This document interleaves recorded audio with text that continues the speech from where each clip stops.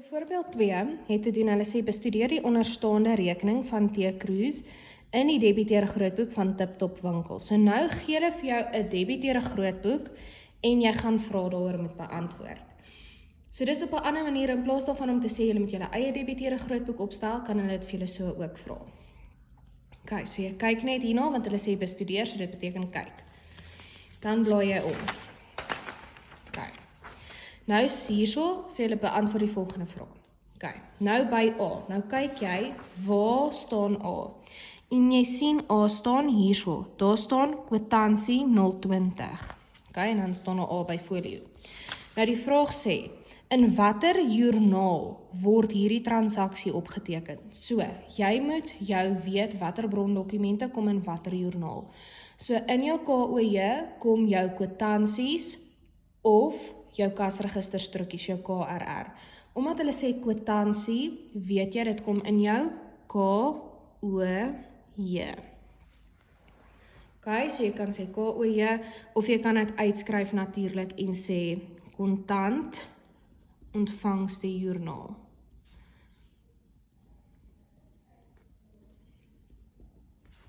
OK. Dan, nou moet ons kyk weer by B. B sê hierso faktuur 753. Die vraag sê, in watter joernaal word hierdie transaksie opgeteken? So, jy het nou geleer KOJ is jou kwitansies en jou KRR. OK? 'n KBJ is jou bankstaat, dit is as hulle per EFO betaal, so dit is gewoonlik bankstaat of EFO nommer. OK.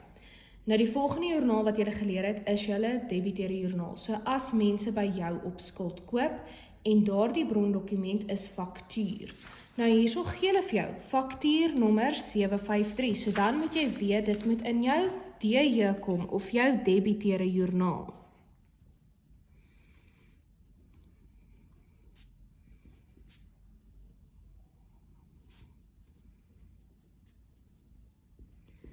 OK, nou by C sê hulle, noem die brondokument wat vir hierdie transaksie gebruik word. Nou C, kyk gou mooi, hulle sê nou vir jou dis in die KOJ, so nou moet jy weet, OK, outomaties, as dit in die KOJ, moet dit 'n kwitansie wees.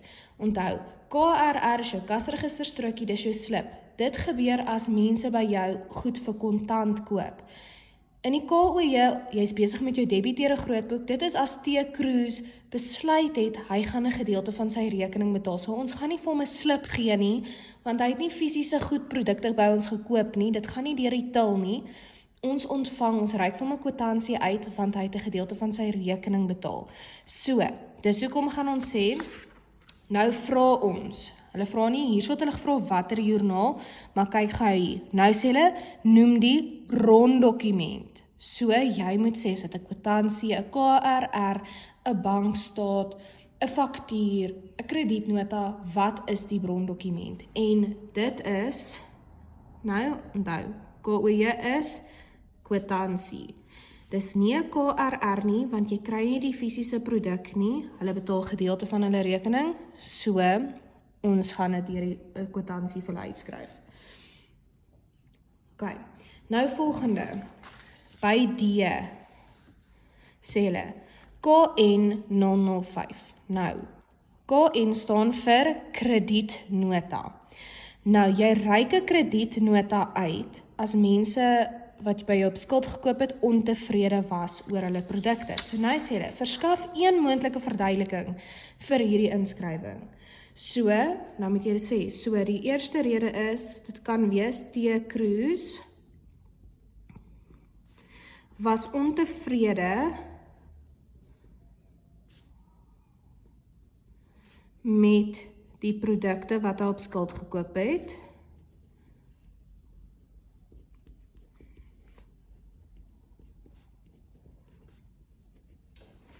So dit kan byvoorbeeld wees, dis gebreek, of dit is die verkeerde produk, of die verkeerde size, dit hang af watter tipe werk, watter tipe besigheid jy. So Tom Cruise was ontevrede met die produkte wat hy op skuld gekoop het en stuur dit toe terug.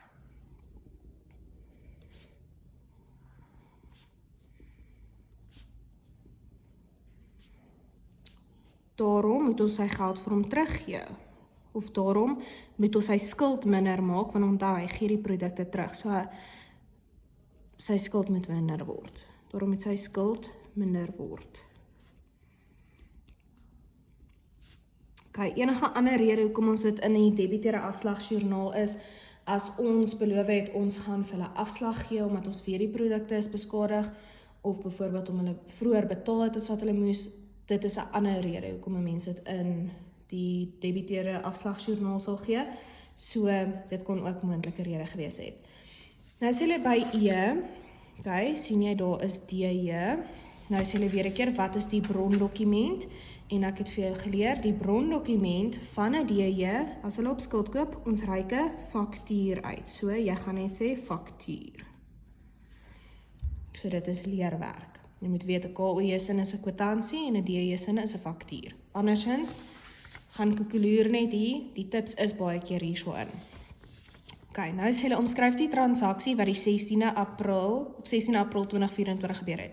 So hulle sê kwitansie 022 van R500. Omskryf beteken verduidelik in woorde wat het daar gebeur. So met ander woorde, jy gaan moet kyk wat het die debiteur. Onthou, ons het gesê as hulle kwitansie is deel van die KOE. Ons skryf net kwitansies uit as 'n debiteur sy skuld betaal. So jy gaan begin om te kyk wat is die debiteur se naam. Die debiteur se naam is T. Cruz. So jy gaan sê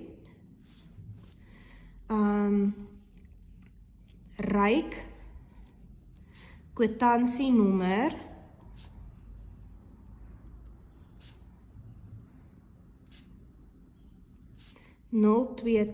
uit aan T. Cruz van, jy sê hierdie bedrag is R500 as 'n gedeeltelike betaling of 'n gedeeltelike vereffening van sy rekening. So jy verduidelik, jy moet die bedrag sê, jy moet die brondokument sê, jy moet die debiteur se naam sê, want onthou, nou moet jy omskryf beteken verduidelik dit vir my in detail. Nou sê hulle bereken hoeveel T. Cruz op 31 April 2024 verskuldig is aan TikTok. So, ons moet uitwerk hoeveel skuld hy. Ons begin eerste om hierso vir jouself te sê, okay, so jy saldo is dit wat jy begin van die maand mee begin. So dit is hoeveel jy begin van die maand skuld. Nou, 'n debiteure kontrole of 'n debiteur, dit is 'n bate. Bates word meer aan ons debietkant en minder aan ons kredietkant. So skryf hierdie inligting vir jou neer. Nou gaan jy basies net hierdie bedrag, as dit onder krediet is, gaan jy dit minus van die saldo. As dit onder debiet is, gaan jy dit plus by die saldo. So, nou skryf jy net jou bedrag vir jou neer. So jy begin altyd eers met die saldo. So dit was 2500. Dis die volgende transaksie onder krediet, so jy gaan sê minus 500. Okay. Dan is die volgende transaksie onder debiet, so jy plus 250. Dan is die volgende een weer onder krediet, so jy sê minus 500. Volgende een is weer onder krediet, so dis minus 250. Dan sê jy weer plus 500, want hy is onder debiet.